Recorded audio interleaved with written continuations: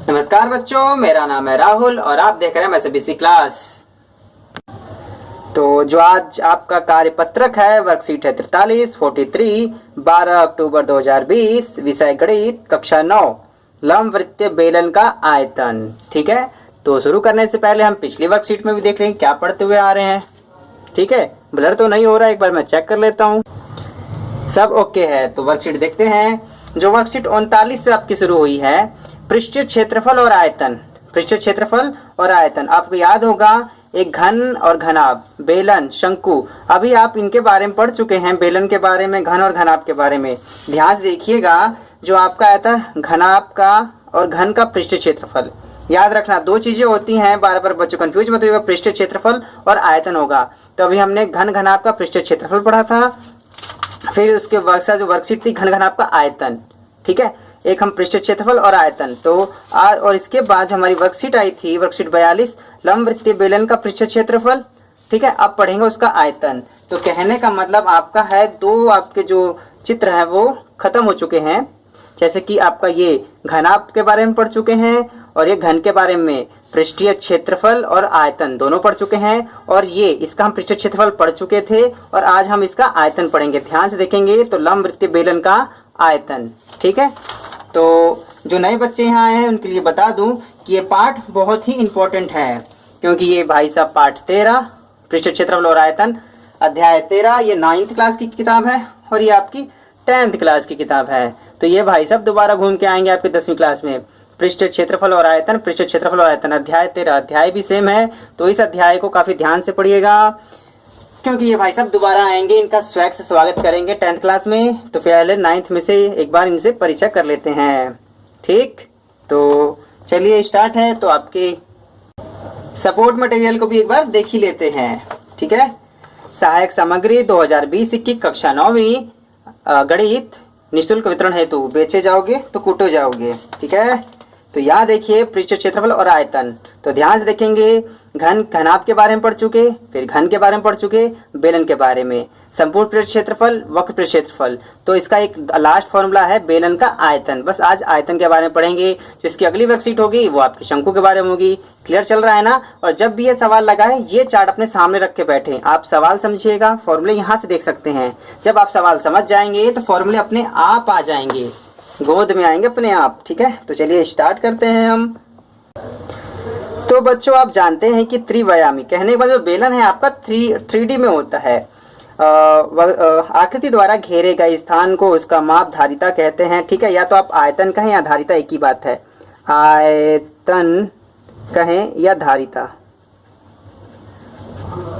एक ही बात है। ठीक है, बेलन का एक ऐसा प्रिज्म है जिसका लंबवृत्तीय बेलन है, तो घुमा फिरा के लास्ट में दे देगा बेलन का आयतन सीधे। ठीक है, बेलन क्या होता है और अच्छे समझने के लिए, जो आपकी चूड़ी होती है ना, जो मम्मी जी की, आपकी नहीं, मम्मी जी की भी होगी। और बच्चे कहेंगे भैया हम तो पहनते नहीं है सर, हम तो पहनते नहीं है। तो जो चूड़ी होती है, तो चूड़ी को चूड़ी एक और रखते जाओ, रखते जाओ, रखते जाओ, रखते जाओ। आप ध्यान से देखोगे बेलन का टाइप की बन जाएगी। अगर मैं इसको 3D का शेप देना चाहूँ तो ध्यान से देखेंगे तो, ठीक है, ये ऐसे इस पर रखते गए, अच्छे से नहीं बनाना तो यहाँ से बना देते एक बार अच्छे से। ठीक है, चूड़ी रखते जाते हैं, रखते जाते हैं, रखते जाते हैं, ये इस प्रकार से बन जाती है। ठीक है, ये आपका क्या बन जाता है? बेलन। इसमें लंबाई भी है, इसमें व्यास भी है, इसमें चौड़ाई भी होती है, उस तरफ भी होता है, और इसमें ऊंचाई भी होती है। ठीक है, तो इसका जो फॉर्मूला बन जाता है बेलन का आयतन। ठीक है, तो इसको मैंने दूसरे में लिख लिया अच्छे से, बेलन का आयतन πr²h।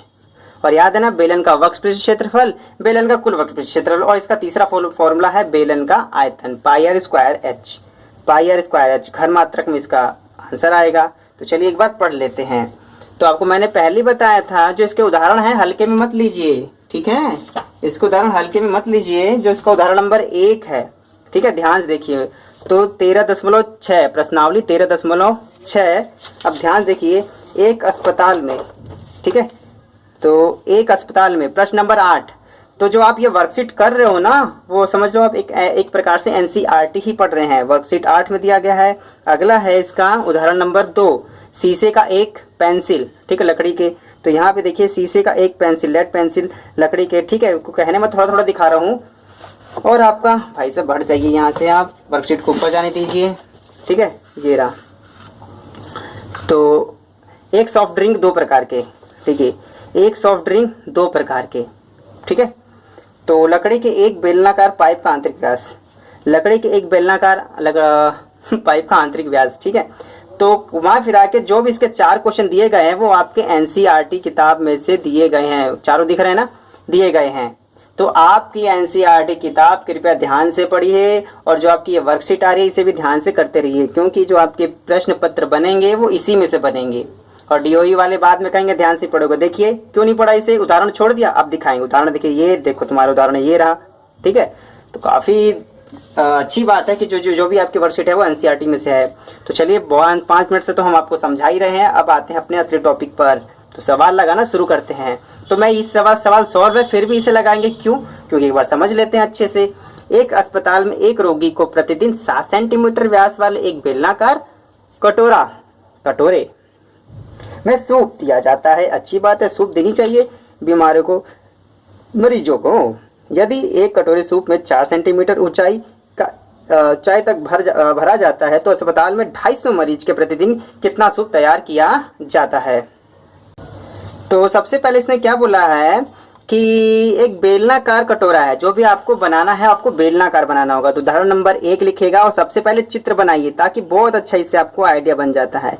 तो बेलनाकार बना देते हैं, इस प्रकार से है उसका, और चित्र सबसे पहले बनाइए ताकि जिससे आपको आइडिया मिल जाएगा कि कौन सा फॉर्मूला लगाना है, किस चित्र का फॉर्मूला लगाना है, ठीक है। व्यास, देखो व्यास दिया होगा, कभी भी व्यास दिया होगा तो व्यास को हमेशा क्या मानेंगे, आर, और जो भी व्यास दिया होगा उसको बटे में 2, अगर 7 व्यास है तो 7 बटे में 2 सेंटीमीटर, ठीक है। अब यहाँ पे एक बेलनाकार कटोरा दिया, बेलनाकार तो बेलनाकार बना लिया।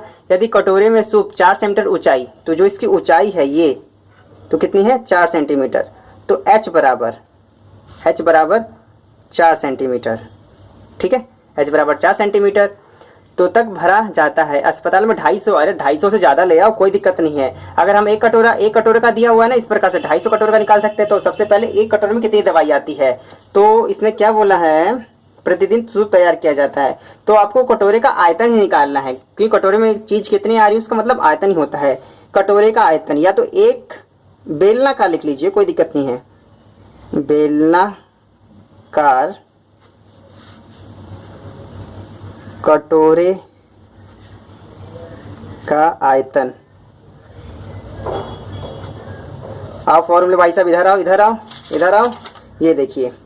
तो बेलन का आयतन क्या होता है, पाई आर स्क्वायर एच। तो यहाँ पे बेहिचक हम लिखेंगे पाई आर स्क्वायर एच, ठीक है। तो पाई का मान पता है ना, 22/7। ये उदाहरण चल रहा है। आर का मान क्या था, देखो आर का मान कितना है, 7/2, 7/2, 7/2। और 2 बार क्यों लिखा, क्योंकि आर देखो 2 बार है यहाँ पे, 7/2, 7/2। और एच कितना है आपका यहाँ पे 4 सेंटीमीटर, 4 सेंटीमीटर बाद लगा लेंगे, बटे में एक जानबूझ के ऊपर का ऊपर, नीचे का नीचे दिखाई देगा, ठीक है। तो इसको हम लाल पेन से काटते हैं ताकि आपको समस्या ना आए। 7 से 7 काट दिया, ठीक है। 2 से काटेंगे तो ये 11 बार में आ जाएगा, तो इससे काट लेते, ये दोनों कट जाता, कोई बात नहीं। ये 2 से काटा, ये 2 1 कम 2 और 2 दूना 4। अब बचा क्या, वहां से उतारेंगे चुपचाप, यहाँ से 11 बच गया। और याद रखना ये 2 दूना 4, इसे भी काट सकते, कोई दिक्कत नहीं है। यहाँ पे कुछ बचा, कुछ नहीं बचा, यहाँ पे बचा 7 बचा, यहाँ पे 2 बचा, ठीक है। तो कैसे मल्टीप्लाई करेंगे, तो कर सकते हैं, कोई दिक्कत नहीं है। 11 दूना 22, 7 दूना 14, 11 गुणे में 7 दूना 14 कर लेता हूँ, ठीक है। लगातार नहीं करते, एक कर लेते हैं। तो 11 4 44, हाथ में लगा 4, 11 में 11, 12 13 14 15, तो यहाँ पे आ जाएगा 15। अब किस में था, सेंटीमीटर में था, तो सेंटीमीटर। अब याद रखना ये क्यूब, क्योंकि आप आयतन निकाल रहे हो, आयतन हमेशा क्यूब में आएगा, ठीक है।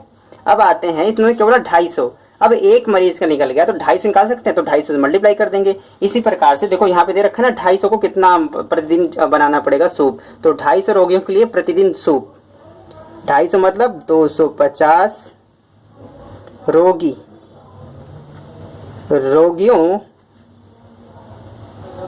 के लिए प्रतिदिन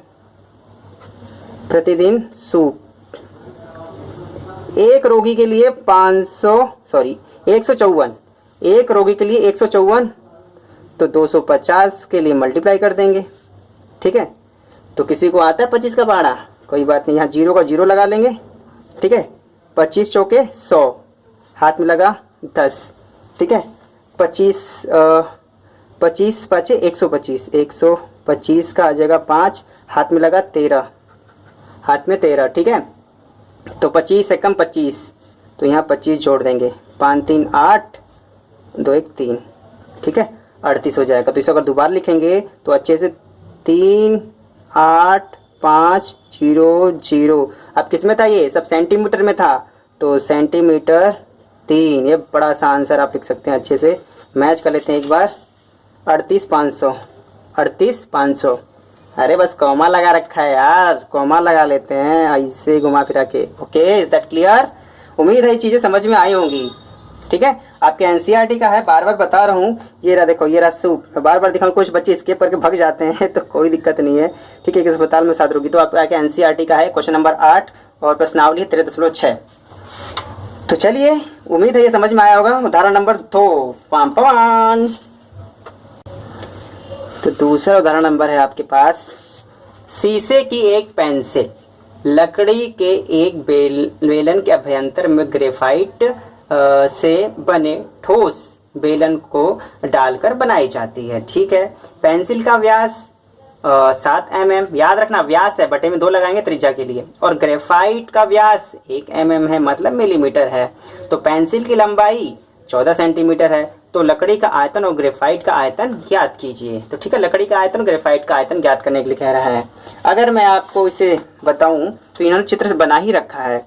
ठीक है, तो ये समझ लो आप पूरा जो लकड़ी का है, तो जो ये आपका ब्राउन कलर का है, तो जो पूरा व्यास दिया था पेंसिल का, तो कितना है आपका 7 mm, 7 mm का है ना, यहाँ से लेकर यहाँ तक का, यहाँ दिखाई हुआ है। और ये जो इसके अंदर ग्रेफाइट लगा है उसका कितना है, 1 mm। ठीक, तो निकालना क्या है इसमें, दोबारा से देखते हैं। तो यदि पेंसिल की लंबाई 14 सेंटीमीटर, ठीक है, तो लकड़ी का आयतन ज्ञात करना है और ग्रेफाइट का आयतन। तो देखो इनकी दोनों की ऊंचाई एक ही होगी, याद रखना। कोई भी पेंसिल होगी, अब देख लो इस पेंसिल मेरे पास नहीं है तो इसे पेन समझ लो। इसके अंदर जो सिक्का है, सिक्के और पेन की जो ऊंचाई होती है बराबर बराबर होती है। इसमें कहोगे थोड़ा सा फालतू निकल गया, लेकिन जब नया पेंसिल होता है दोनों बराबर होती है ना, तो पेंसिल की ऊंचाई दोनों बराबर होगी, ग्रेफाइट की भी ऊंचाई इसमें बराबर होगी, लकड़ी की भी ऊंचाई इसमें बराबर होगी।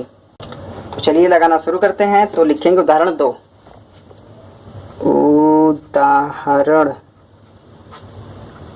2। ठीक है, तो सबसे पहले आप इस प्रकार चित्र बना सकते हैं ताकि आपको 2 दिखाई दे, इस प्रकार से। और ये मैं एक इसमें पेंसिल दूसरे कलर से बना देता हूँ। ठीक है, तो एक इसका व्यास होगा, ठीक है, और एक इसका व्यास होगा। ठीक है, 2 व्यास अलग अलग होंगे। तो सबसे पहले लिखेंगे लकड़ी, लकड़ी। तो लकड़ी के बराबर यहाँ पे इसमें 2 आपकी त्रिज्याएं होंगी, एक लाल वाला दिख रहा है, एक काला वाला दिख रहा है। तो ठीक है, तो यहाँ पे लकड़ी के लिए बड़ा आर दिखा लेते हैं। ठीक है, तो आर बराबर, आर मतलब त्रिज्या, तो इसमें क्या रखी थी 7, तो जो त्रिज्या होगी 7/2 mm, मिलीमीटर। ठीक है, और इसकी जो ऊंचाई है, लकड़ी की ऊंचाई उतनी ही होगी, कितनी है 14 सेंटीमीटर, 14 सेंटीमीटर। अब यहाँ ध्यान दीजिए कि 1 मिलीमीटर में 1 सेंटीमीटर, ये दोनों में को 1 में कन्वर्ट करिए। तो देखते हैं, तो सेंटीमीटर, मिलीमीटर, मिलीमीटर। देखो, तो इसने ये नहीं कहा है कि आप सेंटीमीटर में ज्ञात करें, तो 2 मिलीमीटर में है, 1 सेंटीमीटर में है, तो सेंटीमीटर को चेंज करने में ज़्यादा अच्छा रहेगा। मिलीमीटर, मिलीमीटर दो को 2 बार चेंज करना पड़ेगा, इससे अच्छा है कि मैं सेंटीमीटर को बस 1 बार में चेंज करूँ। तो सेंटीमीटर को ही चेंज कर देते हैं। तो आपको पता होगा 1 सेंटीमीटर बराबर, ठीक है, आपका होता है 10 मिलीमीटर। तो इसमें 10 से मल्टीप्लाई कर देंगे, तो वहीं पे 14 गुणे में जब 10 कर देंगे ना, तो ये हो जाएगा मिलीमीटर। देखो अपने से 10 लगाया तो सेंटीमीटर से मिलीमीटर, तो ये हो जाएगा आपका 140 मिलीमीटर। ये लकड़ी के लिए था। इसी प्रकार से अब हम लिखेंगे ग्रेफाइट के लिए, ग्रेफाइट।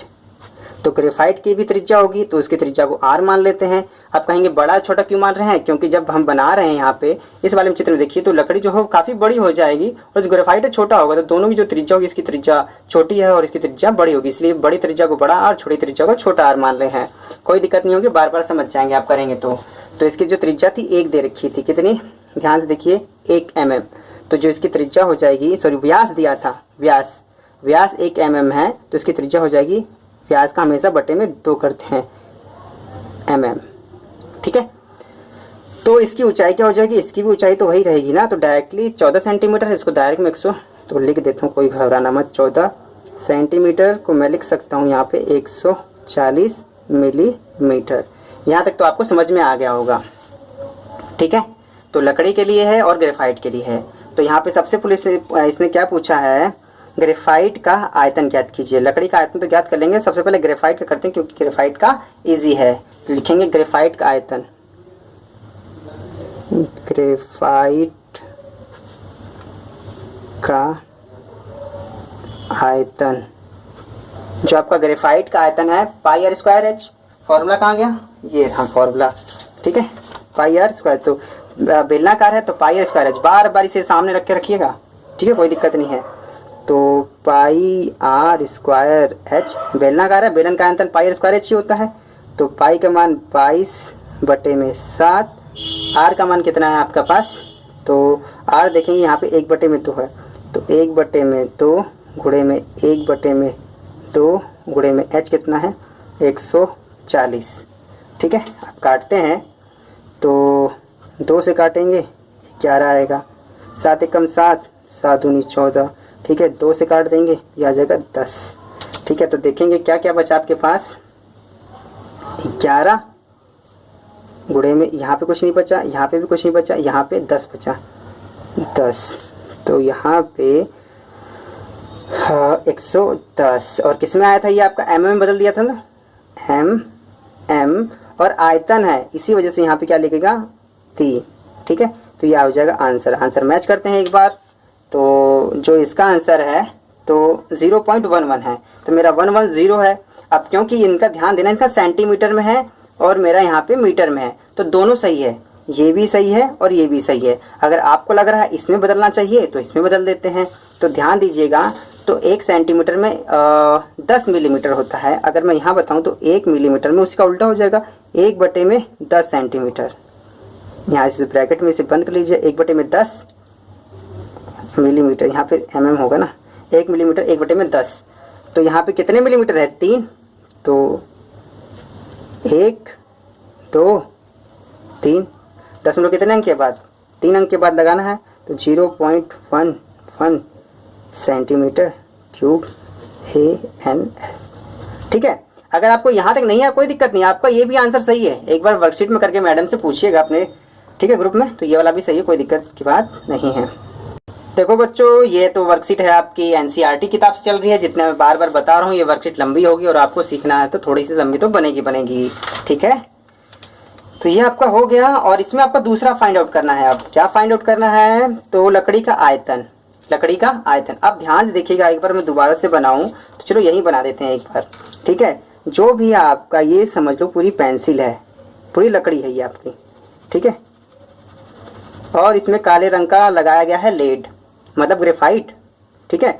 अगर लकड़ी का आयतन ज्ञात करना है तो इसको हम हटा दूंगा। अगर इसको हम हटा दें काले वाले को, अगर काले वाले का आयतन हमें पता हो, काले वाले का आयतन हटा देंगे तो यही लाल वाले का आयतन बचा, और लाल वाला क्या हो, लकड़ी ही होता है, ठीक। तो कैसे लगाएंगे लकड़ी का आयतन, इसे लिखेंगे किस प्रकार, उदाहरण ही चल रहा है आपका, इसका दूसरा चल रहा है ये, फिर यहाँ पे लकड़ी का आयतन, लकड़ी का जो आयतन होगा, पेंसिल का आयतन,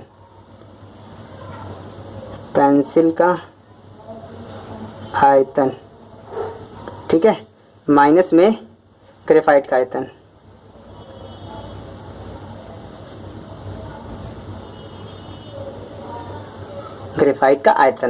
तो आपको पता है पेंसिल का आयतन भी पाई आर स्क्वायर एच, और यहाँ पे पाई आर स्क्वायर एच। अब ध्यान दो, अब यहाँ पे दोनों मैंने आर आपको बस समझाने के लिए लिया है कि आयतन होता है तो दोनों होता है, आयतन होता है तो दोनों होता है। तो लेकिन ध्यान से देखेंगे, जब हमने यहाँ पे लकड़ी का जो एक बड़ा आर माना था, ठीक है, तो यहाँ पे जो एक है आपका, ये जो होगा आपका कैपिटल आर होगा, ठीक है। अब कैपिटल आर क्यों, मैं इसी वजह से मैंने छोटा इस्तेमाल लगा रखा था कि दोनों में आयतन आएगा सेम होता है, लेकिन दोनों में आर अलग अलग है, ठीक है। अब ध्यान से देखेंगे, दोनों में पाई कॉमन है, तो पाई यहाँ ले लेंगे और दोनों में एच भी एक जैसा है, एच भी ले लेंगे।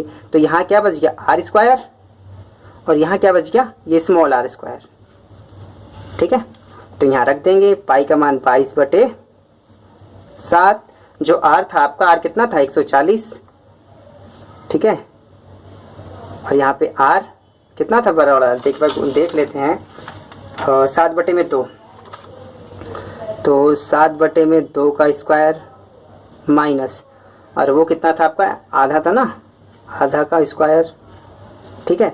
तो यहाँ से एक बार काट लेता हूँ, ठीक है। कैसे काटेंगे, लाल पेन से काटता हूँ मैं, 7 एकम 7, 7 दूनी 14, 20 आ जाएगा यहाँ पे। तो यहाँ पे 22 गुणे में 20, ठीक है। तो दो दो बार है, 7 सते 49 बटे में 4 माइनस 1 एकम 1, 2 दूना 4। क्लियर है, क्योंकि यहाँ पे दो दो बार था, 7 का स्क्वायर 7 सते 49, मतलब 7 का स्क्वायर का मतलब होता है 7 गुणे में 7, तो 7 सते 49, ठीक है। तो आगे आते हैं, तो मल्टीप्लाई भी कर सकते हैं, ठीक है। 0 का 0 अभी कटने वाला है तो इसे छोड़ देते हैं, 22 गुणे में 20, ठीक है, दोनों है तो 4 आ जाएगा, और यहाँ पे आ जाएगा 49 माइनस 1। तो यहाँ पे आते हैं, 22 गुणे में 20 गुणे में 48 बटे में 4, ठीक है। तो काट देंगे, या 4 एकम 4, 4 पंजे 20, ऐसे भी आप काट सकते हैं आसानी से, कोई दिक्कत की बात नहीं है। तो 5 दूना 10 का 0, हाथ में लगा 1, 5 10 1 11 गुणे में 48, इन दोनों का मल्टीप्लाई कर दिया, यहाँ आ गया 48 का 48 आ गया, ठीक है। अब किसी को 11 का पहाड़ा आता ही होगा, 11 का तो सबको आता है ना, तो 0 है तो पहले 0 लगा लेंगे, 11 8 88, हाथ में लगा 8, 11 4 44, तो 44 कर देंगे, ठीक है, डायरेक्ट जोड़ देंगे, 8 4 12, 12 का 2, हाथ में लगा 1, 4 1 5, ठीक है। और याद रखना, जब 140 रखा था हमने तो एक mm में था, तो ये m की पावर 3 हो जाएगा, ठीक है। तो आंसर यही होना चाहिए। तो अब की बार इनका 528 सेंटीमीटर में, याद रखना सेंटीमीटर में है, तो मैंने पिछली बार भी बताया था, तो 528 बटे में 10 गुणे में 10 गुणे में 10, क्यों, क्योंकि 3 बार है, 10 10 3 बार में आएगा, क्योंकि 1 mm बराबर 1 बटे में 10 सेंटीमीटर होता है। तो 10.3 अंक के बाद लगाएंगे 1 2 3, तो ऑटोमेटिक ये क्या बन जाएगा, 5.28, अब सेंटीमीटर होगा, तो सेंटीमीटर की पावर 3 ANS, ठीक। ये आपका 23 मिनट उदाहरण हुआ है, समझ लो। एक सवाल है ये बड़े बड़े बच्चों, ये हर बार और इम्पोर्टेंट होता है, याद रख लेना, 10th में भी आएंगे। इसे आप वीडियो स्किप करके मत देखिए, क्योंकि आपके लिए काफ़ी इंपॉर्टेंट क्वेश्चन है और पेपर में इसमें से हर बार आते हैं, ठीक है। तो चलिए स्टार्ट करते हैं अब अपने काफ़ी प्रिय कर, जिसका नाम है अब हम प्रयास कीजिए। अब प्रयास कीजिए, कह तो रहा है, इससे पहले हम खड़े होकर घूम रहे थे, नहीं प्रयास कीजिए। चलिए, एक सॉफ्ट ड्रिंक 2 प्रकार के पैकों में उपलब्ध है, ठीक है, 2 प्रकार के पैकेट में, इनको पैकेट लिखना चाहिए हलखटों को। एक लंबाई 5 सेंटीमीटर, ऊंचाई चौड़ाई आयताकार में दिया गया है, टीन का है, जिसकी ऊंचाई दी गई है, लंबाई चौड़ाई ऊंचाई एकदम मतलब घनाभाकार में, एक व्यास में दिया गया है, एक मतलब वृत्त में है। तो इसकी प्लास्टिक का बेलनाकार डिब्बे का धारिता ज्ञात कीजिए। तो क्या कहने का मतलब है, दोबारा दिखा देता हूँ, ये आपके NCERT का है, ठीक है। तो सॉफ्ट ड्रिंक वाला देखो, ये रहा आपका सॉफ्ट ड्रिंक, कहाँ चलेगा भाई सब, ये रहा। तो NCERT का 13.6 और क्वेश्चन नंबर 3, ठीक है। ये आप लोग अपने उसमें भी देख लीजिए, बार बार अपने वर्कशीट में, फ़ोन में क्या देखोगे, आंखें भी थक जाती हैं।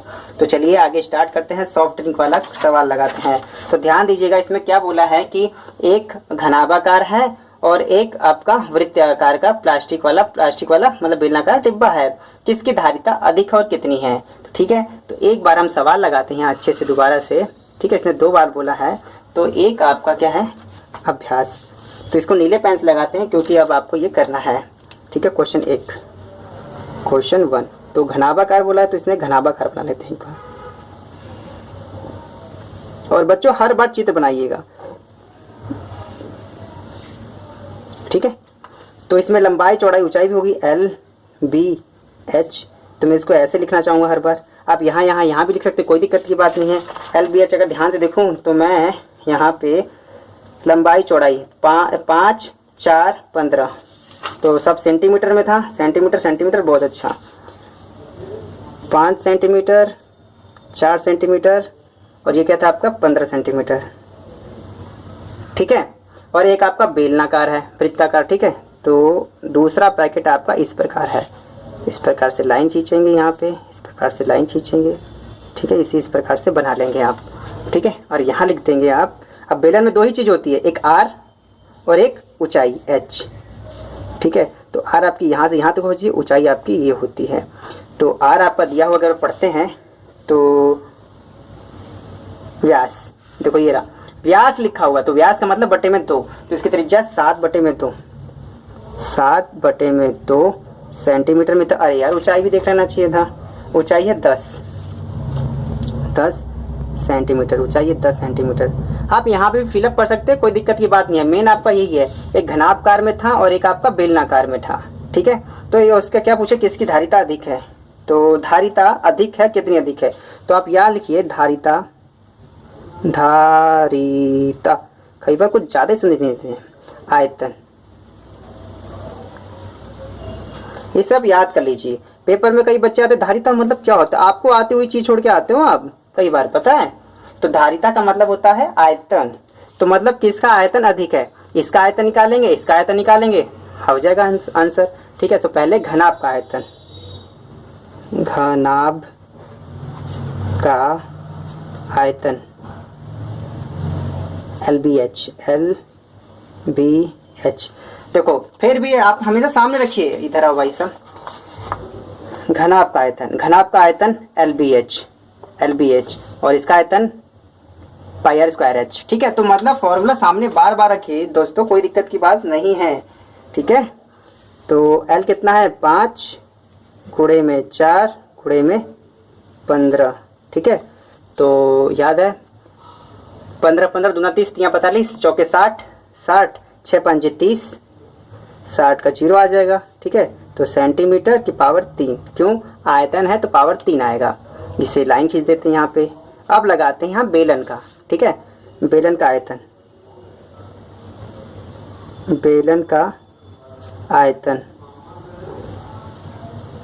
बेलन का आयतन कितना होगा आपका πr²h, ठीक है। अब बेलन का आयतन, अब कई बार बच्चे कहेंगे कि तो इसने बेलनाकार लिखा हुआ है, तो बेलनाकार लिखो, बेलनाकार डिब्बे का आयतन, कोई दिक्कत की बात नहीं है। अगर एक बार का कॉन्सेप्ट समझ जाते हो ना, सवाल समझ जाते हो, तो आप बेलनाकार, घनाभाकार, ठीक है, इस प्रकार के वर्ड का इस्तेमाल करिए, कोई दिक्कत की बात नहीं है। तो सबसे पहले आपको कॉन्सेप्ट समझना है। तो बेलन का आयतन πr²h, पाई का मान 22/7, आर का मान क्या है, देखो आर बराबर यहाँ पे 7/2, 7/2, और h का मान कितना है 10। तो देखो 7/2 बार लिखेंगे, 7/2 गुणे में 10, बटे में 1 लगा लेता हूँ, कोई दिक्कत की बात नहीं। ऊपर का ऊपर, नीचे का नीचे, 7 से 7 कट गया, ठीक है। 2 से काटेंगे 22, 11 आ जाएगा, इससे काटेंगे तो 5 आ जाएगा। अब ध्यान से लिखेंगे क्या क्या बचा, यहाँ पे दोनों में से 11, यहाँ पे कुछ नहीं बचा, यहाँ पे 7 बचा, और यहाँ पे 5, ठीक है। 2 बार मल्टीप्लाई आ गया है, एक काट देते हैं, ठीक है। उम्मीद है यहाँ तक समझ में आ रहा होगा, तो ठीक है। तो मल्टीप्लाई कर देते हैं, 11 सत्ते 77, 77 मल्टीप्लाई 5 तो बच गया, ठीक है। तो 5 सत्ते 35, हाथ में लगाती हैं, 5 सत्ते 35, 36 37 38, आपका 38 हो जाएगा। और ये आपका किस में था सब, सेंटीमीटर, और आयतन है, इस वजह से सेंटीमीटर में तो आएगा ही, आयतन के पावर वजह से 3। तो बेलनाकार डिब्बे का आयतन अधिक है, तो यहाँ पे आप आराम से लिख सकते हैं किसका अधिक है, दोनों में से 85 से ज़्यादा है, तो बेलनाकार डिब्बे का आयतन अधिक है। क्या कह रहा हूँ, लिखेंगे बेलनाकार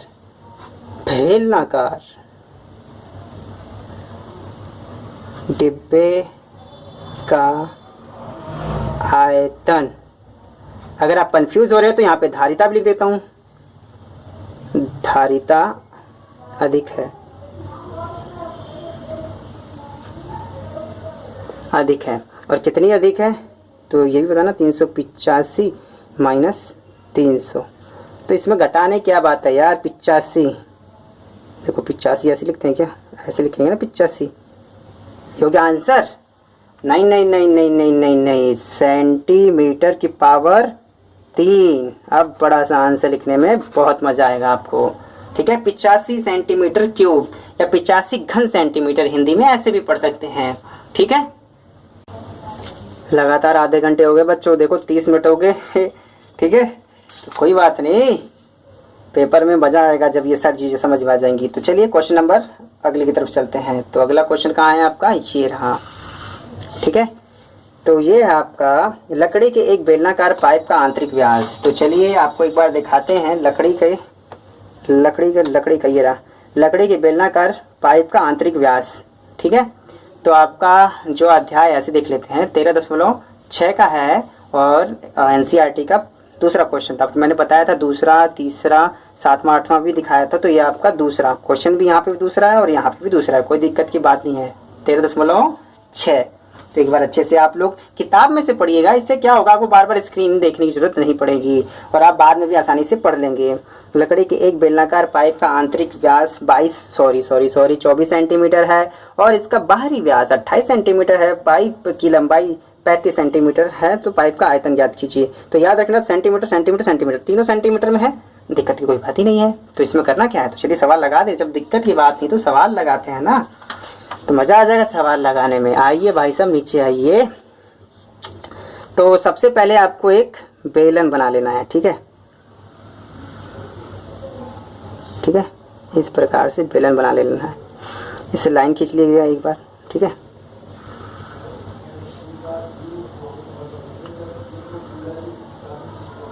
ठीक है, छोटा ज़्यादा बड़ा कोई दिक्कत नहीं है। बेलनाकार पाइप का आयतन बताना है इसमें आपका। तो इस प्रकार से आपको एक बेलन बना लेना है। ठीक, तो क्वेश्चन नंबर 2, ठीक 2 में आ जाएंगे। तो आंतरिक दिया हुआ तो बेलनाकार पाइप का बाहरी व्यास। तो आपको याद है कि बाहरी व्यास, क्योंकि पाइप मोटा है, अगर आपको दिखाया जाए। ठीक है, अब ये देखो, ये रहा ना पाइप, तो इस वाले समझाते हुए बनेगा कि नहीं बनेगा, अरे यार थोड़ा अच्छा, ये रहा। ठीक है, पाइप इतना मोटा है ना। ठीक है, तो आप पाइप का इतना ही छेद है, तो इतना मोटा पाइप है ना, तो इसका आंतरिक व्यास इतना ही बताना है आपका। तो इसके दो व्यास होंगे, एक यहाँ से लेकर यहाँ तक का और एक बस इतना व्यास, एक इतना सा व्यास लिख रहा है और एक बाहरी व्यास लग रहा है। तो 2 प्रकार के व्यास हो जाएंगे। एक आपका आंतरिक व्यास होता है, ठीक है, तो यहाँ से लेकर यहाँ तक मान लेते, और एक बाहरी व्यास हो जाता है। मैं दूसरी तरफ से बता रहा हूँ क्योंकि इसी लाइन में समझ में नहीं आएगा। ठीक, तो यहाँ पे इसी प्रकार से लगाएंगे। तो बेलनाकार पाइप की आंतरिक त्रिज्या, बेलनाकार पाइप की आंतरिक त्रिज्या, देखो आंतरिक मानी है तो आंतरिक मानी है, तो छोटा आर ले लेते हैं, अंदर का है तो छोटा आर ले लेते हैं। तो देखो आंतरिक कितना था, आंतरिक लो, बाहरी कोई दिक्कत नहीं है। आंतरिक व्यास है 24। ठीक है, देखो यहाँ देखिए 24 है, तो व्यास है तो व्यास का आधा करेंगे ना हम। तो आंतरिक व्यास तो 24/2, 24 का आधा 12 सेंटीमीटर। तो लिखेंगे फिर बेलनाकार पाइप की बाहरी त्रिज्या को आर से दिखाएंगे, बड़े आर से, क्योंकि दोनों अलग अलग है। तो ये आपका 48 है, 48/2। तो 48 का आधा करेंगे, ये हो जाएगा 2, ये हो जाएगा 4, 24 सेंटीमीटर। ठीक है, अब ऊंचाई तो h दोनों में एक ही है। ऊंचाई कितनी थी, एक नहीं आया तो एक बार देख लेते हैं, कोई दिक्कत नहीं है। 35 सेंटीमीटर, तो आपका ये है 35 सेंटीमीटर। ठीक है, अब आपको पाइप का आयतन बताना है। पाइप का आयतन, तो यहाँ लिखेंगे पाइप का आयतन। पहले हम निकाल लेंगे सबसे पहले बाहरी पाइप का आयतन। तो बाहरी पाइप का आयतन निकालेंगे तो त्रिज्या ये पूरी आ जाएगी, यहाँ से समझ रहे हो ना, ये पूरी त्रिज्या।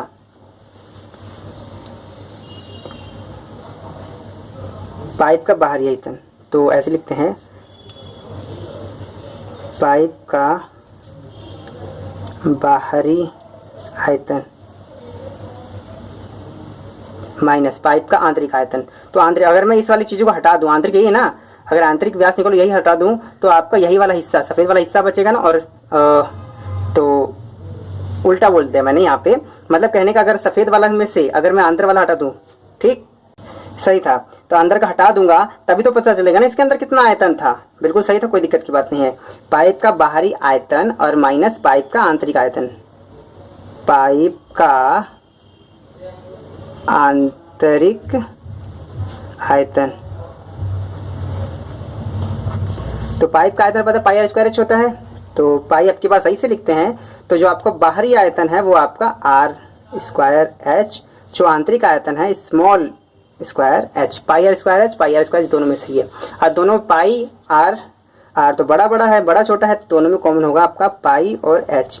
तो यहाँ बचेगा r square minus small r square, ठीक है। तो पाई का मान आपको पता है 22/7 और एच मैंने ऊपर से देख लिया है कितना है 35/1। तो यहाँ आर, तो जो वो आर था वो आपका है कितना,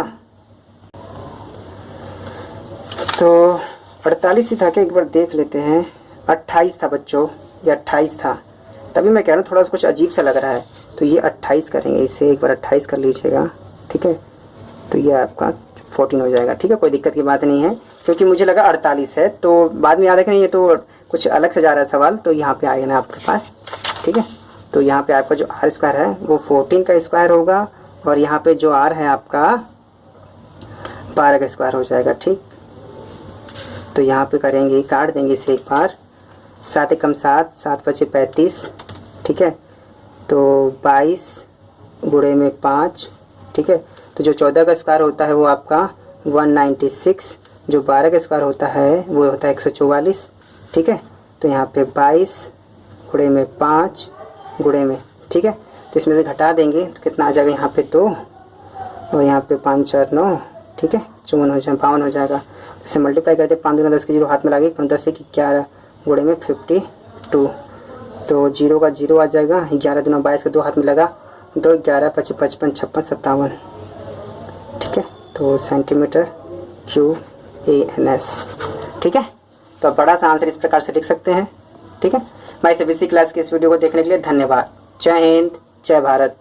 तो एक बार दिखा देता हूँ, लेकिन कई बार बच्चे कहेंगे दिखाया नहीं, इस प्रकार से आपको लिखना है, ठीक है।